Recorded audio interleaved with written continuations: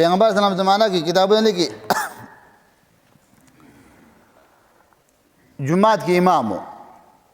هغه به خلکو ته مونځ کوو خو دا صورت اخلاص به اول وي بیا به یو صورت بل وي اول به دا وي امام او بیا به بل وي هغه ملګرو ته وویل چې جومات والا چې دا خو ته دواړه صورته وي یو وایه چې نه زه دا ویم الله نبي لرال د الله نبي ته وویل چې د الله نبي دې سړي به دوه صورتونه ویل د الله نبي ته پوسټ یې وکړي دا صورتونه دي ولې